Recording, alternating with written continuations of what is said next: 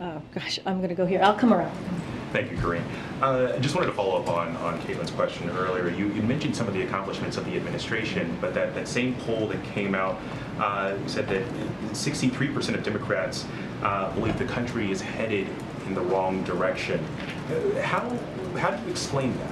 Well, we understand what the American people are feeling. We understand that. We understand that inflation is hurting families when they are around the kitchen table, when they're trying to figure out, how they're going to deal with gas prices at the pump, how they're going to deal with food prices as well. So we understand that families are hurting right now. That is why the president has been laser focused on making sure that we truly deal with inflation.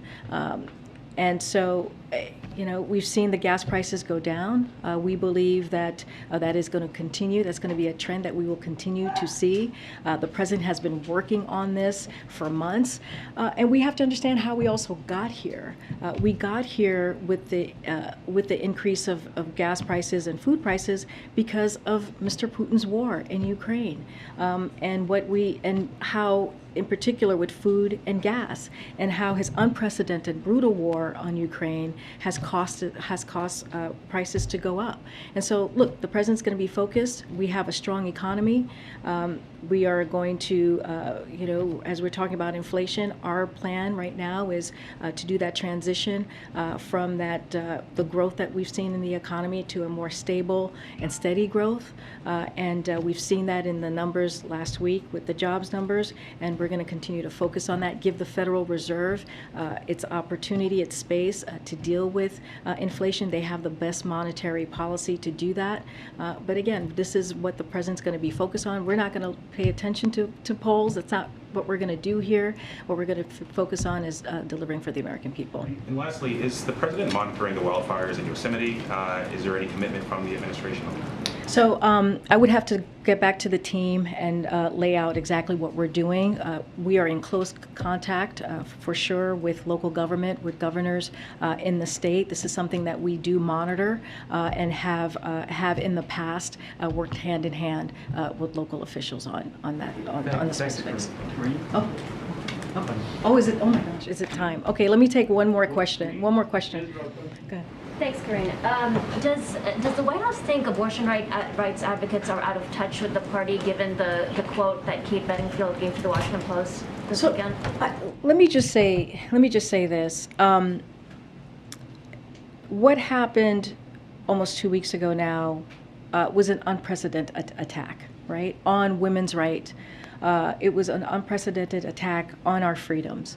And the president has worked for not just, as I mentioned, not just since the leaked documents, but since we have seen the SB 8 in Texas, to make sure that his administration is doing everything that they can to deliver on this issue and making sure that we protect women's rights.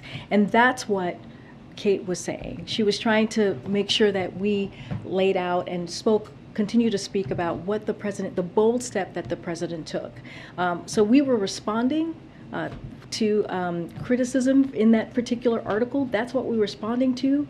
And we were responding to some activists and what they were saying in that article. And so we were trying to be very specific in that as well. But to say that the president has not been passionate, to say that this president has not been focused, is just not true. And even when Jen Klein was here after the president signed the executive order, she talked about NARAL, she talked about Planned Parenthood, and how they welcomed the steps that we took and what we are delivering on. Now, is there going to be more work to do? Absolutely. And lastly, I will say, and then we have to go because you all have to gather, is that the president has always been honest about what needs to be done and what he believes needs to be done. Yes, we're going to continue to do the work in the administration, but really, Americans have to take it to the ballot. They have to make sure their voices are heard.